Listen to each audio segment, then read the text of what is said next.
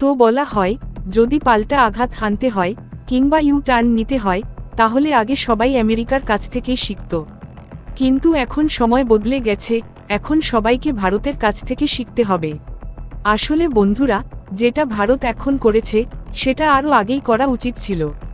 কারণ সম্প্রতি Donald Trump ভারতের বিরুদ্ধে রাগে ফেটে পড়ে এমন কথাও বলে ফেলেছেন যে মাইক্রোসফট, গুগল আর অ্যাপলের মতো হাইটেক কোম্পানিগুলোতে যেন ভারতীয়দের আর চাকরি না দেওয়া হয় এবং পুরোপুরি ভারতীয়দের নিয়োগ বন্ধ করে দেওয়া হোক। কিন্তু তার এই মন্তব্যের ঠিক 2 দিনও পেরোয়নি, তার আগেই খবর আসে যে ভারত ডিজিটাল ট্যাক্সের নামে আমেরিকার ওই সমস্ত কোম্পানির উপর চরম কোপ ফেলেছে।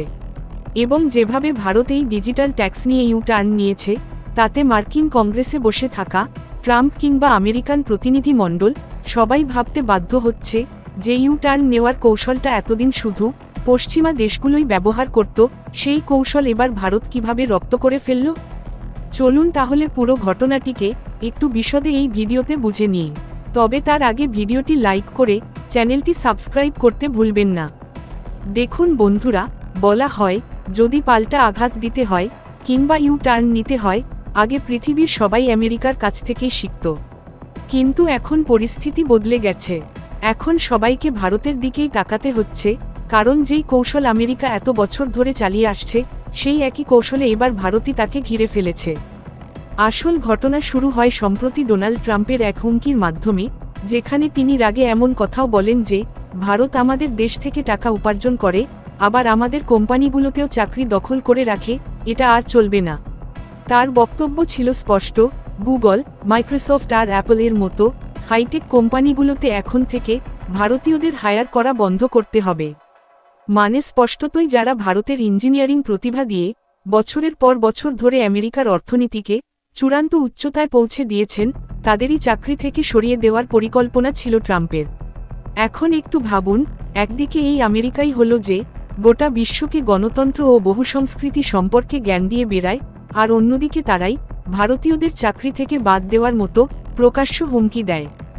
কিন্তু আসল ধাক্কাটা ট্রাম্প পান তখন যখন তার ওই মন্তব্যের মাত্র 2 দিনের মাথায় ভারত আমেরিকার বিশাল সব কোম্পানিগুলোর ওপর ডিজিটাল ট্যাক্স চাপিয়ে এমন এক চাল চলল যাতে গোটা আমেরিকা স্তব্ধ হয়ে গেল।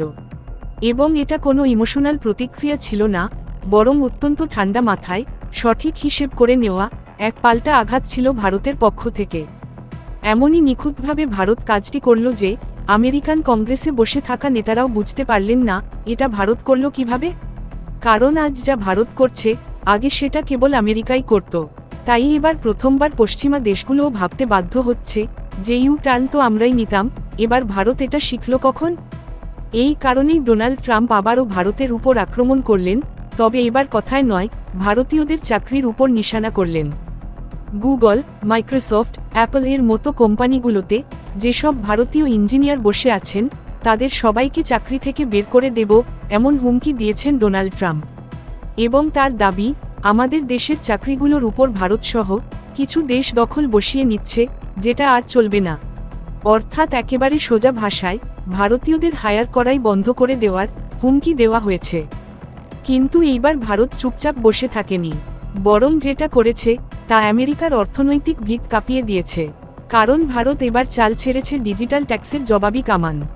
আপনি শুনে অবাক হবেন, আমেরিকার সবচেয়ে বড় টেক কোম্পানিগুলো যেমন গুগল, অ্যামাজন, অ্যাপল, ফেসবুক এরা শুধু ভারত থেকেই প্রতি বছর প্রায় 1.2 লাখ কোটি টাকার বেশি অর্থাৎ $15 বিলিয়ন উপার্জন করে।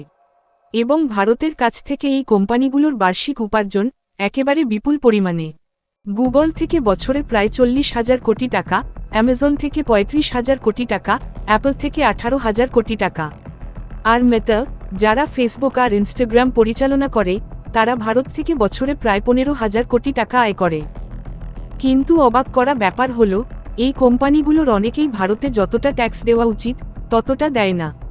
তারা ভারতে স্থায়ী অফিস নেই এই অজুহাত দেখিয়ে বারবার রেহাই পেয়ে যায়। এই কারণেই 2020 সালে ভারত একটি চাল চলল, নতুন একটি কর ব্যবস্থা চালু করল, যার নাম ইকুয়ালাইজেশন লেভি ও ডিজিটাল ট্যাক্স। এই আইনের আওতায় বিদেশি কোম্পানিগুলো যারা অনলাইন বিজ্ঞাপন সেবা দেয় তাদের ওপর 6% কর বসানো হয়।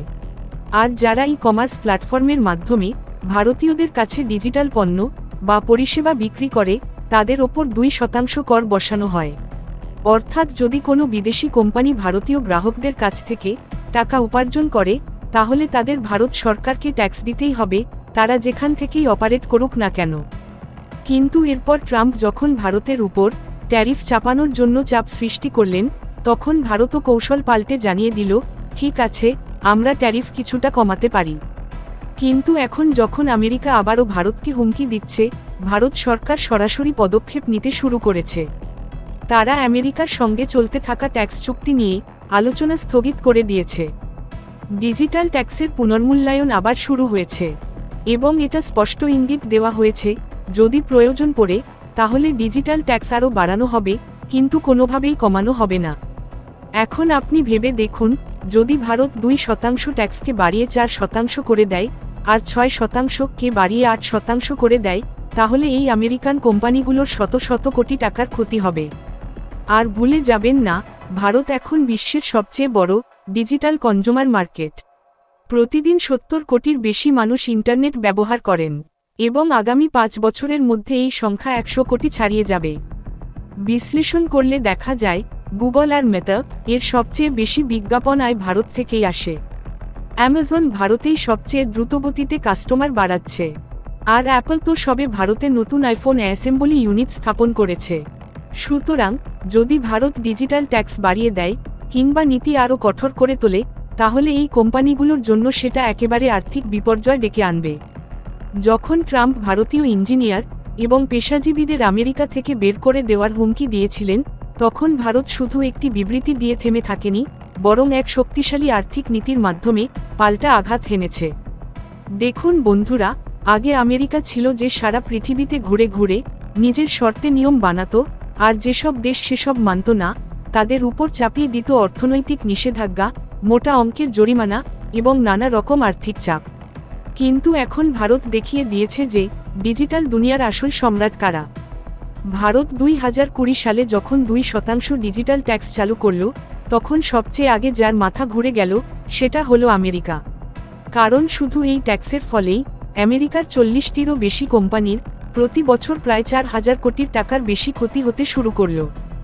আর ভারত শুধু আমেরিকাকেই নয়, গুগল, ফেসবুক, অ্যামাজন এর মতো 119টি বিদেশি কোম্পানির উপর এই কর চাপিয়েছে। এর মধ্যে 72টি কোম্পানি শুধুমাত্র আমেরিকার। জানিয়ে রাখা ভালো, এই ডিজিটাল ট্যাক্স নিয়ে আমেরিকা ভারতকে বিশ্ব বাণিজ্য সংস্থা WTO-তে টেনে নিয়ে গিয়েছিল। তাদের অভিযোগ ছিল, ভারতের এই ডিজিটাল ট্যাক্স পক্ষপাতদুষ্ট এবং এটা মূলত আমেরিকান কোম্পানিগুলোকেই টার্গেট করছে।